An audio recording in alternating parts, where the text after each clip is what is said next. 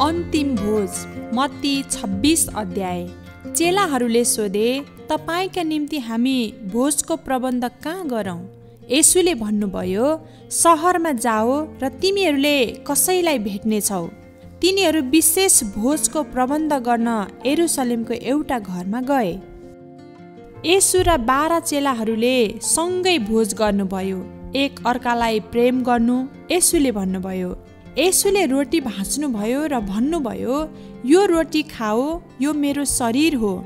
तिमीहरूले प्रत्येक पटक यसो गर्दा मलाई सम्झनु। चेलाहरू चिन्तित भए। चेलाहरूले रोटी खाए, तिनीहरू दुःखी थिए, तिनीहरू उदास थिए, किनभने येशू मर्न सक्नुहुनेछ। यो दाखरस पियो, येशूले भन्नुभयो, यो मेरो रगत हो, जो तिमीहरूको पापको प्रायश्चितको लागि बगाइन्छ। चेलाहरूले येशूले दिनुभएको दाखरस पिए। उनीहरू येशूसँग लामो समयसम्म रहे। उनीहरू साँच्चै येशूको मृत्यु होस् भन्ने चाहँदैनथे।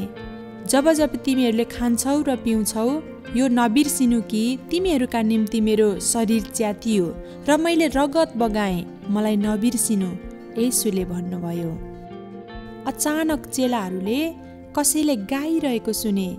उहाँ येशू हुनुहुन्थ्यो। येशूले दाउदको भजन गाउँदै हुनुहुन्थ्यो।